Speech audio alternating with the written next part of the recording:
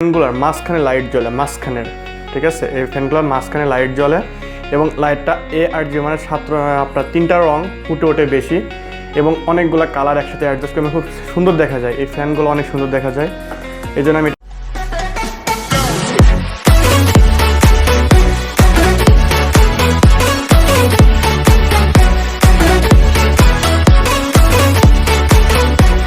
আসসালামু আলাইকুম, আমি Mohammad Salauddin from Salauddin technology channel. আজকে আমি একটা সিপিইউ কুলার রিভিউ করব, যার মডেল নাম্বার হচ্ছে থার্মালটেক ওয়াটার 3.0 360 8GB সিঙ্ক।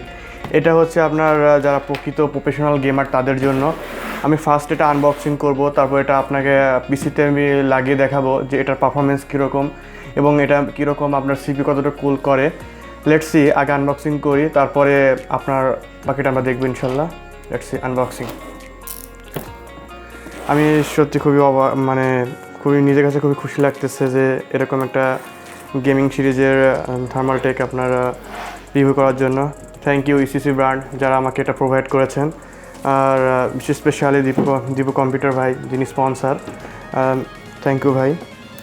এটা আনবক্সিং করে দেখি।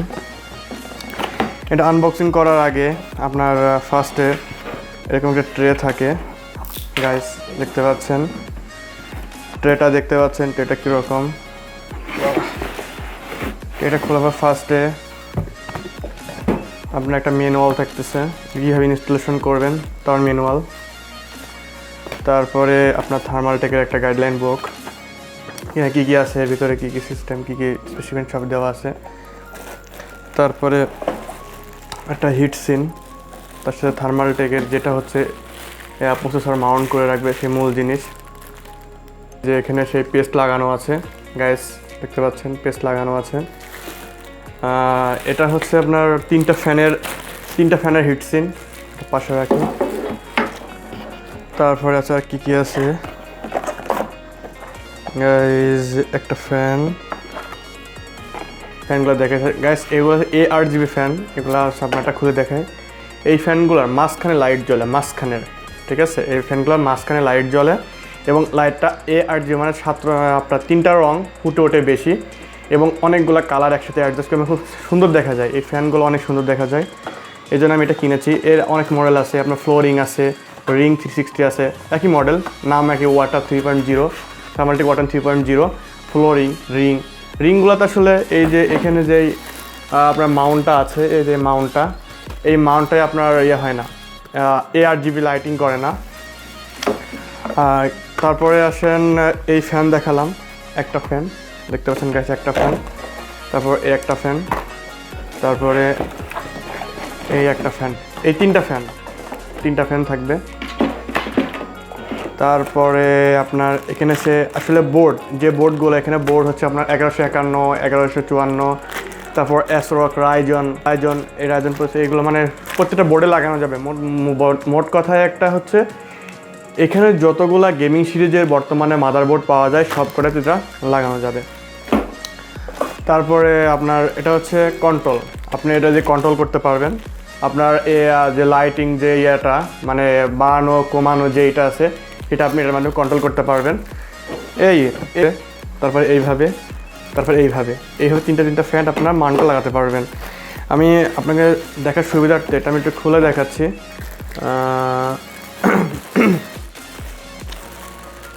এটা খুললে আসলে পেজটা নষ্ট হয়ে যাবে, গাইজ, আমি খুলে দেখাচ্ছি না। এইভাবে পছন্দ পথে দেখতে পাচ্ছেন, এই যে থার্মালটেকের যে লোগোটা, এই লোগোটা দেখতে পাচ্ছেন, এই লোগোটা আপনার চারিপাশে ARGB লাইটিং করবে এবং এই যে কন্ট্রোলটা আছে,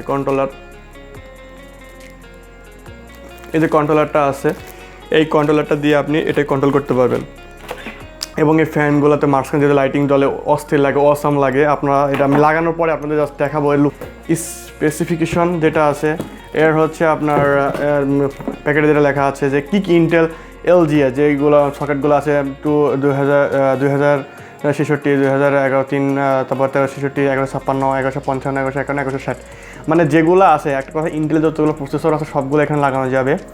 মানে এর স্পেসিফিকেশনে যেগুলো বলা হচ্ছে যে কম্পাটিবল সিপিইউ সকেট এগুলো লাগানো যাবে। আবার এএমডি যদি আমরা আসি, রাইজেন প্রসেসরে যদি আসি, AM4, FM2, তারপর AM3, তারপর আপনার হচ্ছে AM2, তারপর এখন আসে এটা হচ্ছে মোটর স্পিড। এর মোটর স্পিডটা কতটুকু বলা হচ্ছে এখানে লেখা আছে 1060 RPM, 3060 RPM গাইজ। আবার আমি বলতেছি 3060 RPM, মানে বুঝতে পারছেন যে প্রসেসর যদি ওভারলোডও হয় তাও এটা কি করবে, আপনার মানে ফ্যানকে বুস্ট করে এটা আপনার প্রসেসর ঠান্ডা করবে। তারপর বলছে যে আপনার অবশ্যই রেট ভোল্টেজটা কত, 12 ভোল্ট হতে হবে। 12 ভোল্ট না হলে গাইজ হবে না, কারণ আপনার যে প্রসেসর যেগুলো আপনার বর্তমান যে প্রসেসরগুলো আছে সেগুলোর সাথে আপনার যারা গেমিং পিসি বিল্ড করেন তারা অবশ্যই কোর্সিয়ার থার্মালটেকের যেই আপনার গেমিং যে ব্র্যান্ডের যেই এগুলো পাওয়া যায়, পাওয়ার সাপ্লাইগুলো পাওয়া যায়, এটা অবশ্যই লাগাইতে হবে, না হলে আপনি এই যে সিপিইউ কুলার লাগিয়ে কোনো উপকার পাবেন না, কারণ এটা 12 ভোল্ট আপনার সবসময় লাগবে।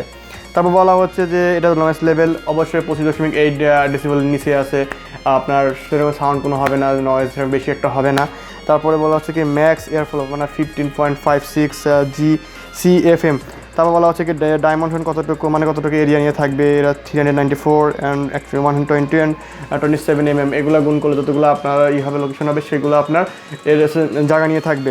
এবং এর যদি বলা হয় যে ম্যাক্স এয়ার প্রেশারটা কত 1.59 mH2, মানে এর ভিতরে যে বলা হচ্ছে ওয়াটার লিকুইড, এখানে আপনার ওয়াটার লিকুইড বলতে বলা হচ্ছে যে ওই পাম্পের ভিতরে আপনার 1.59 H2 পাম্প প্রেশার দিয়ে সে কী করে প্রসেসর থেকে গরমটা নিয়ে সেটা বাইরে এয়ার করে বের করে দিবে।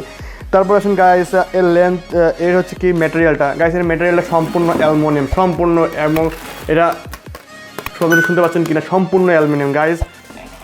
তারপরে আসেন এর যেটা বলা হচ্ছে এলইডি কন্ট্রোলটা খুবই নাইস। এখানে আপনি অনেকগুলা কন্ট্রোল আছে, আপনার এলইডি যতগুলা সিস্টেম ডেভেলপ করা সিস্টেম, আপনার মনে করেন যে আমি এই লাইটটা রাখবো, এর ফিক্সড রাখবো, এটা আপনি রাখতে পারেন, আবার আপনি চেঞ্জও করতে পারেন। আপনাকে আমি দেখাবো যে আসলে চেঞ্জ করলে কীরকম হয়, চেঞ্জ না করলে কীরকম হয়, আমি এটা ফিট করে আপনাদের দেখাবো।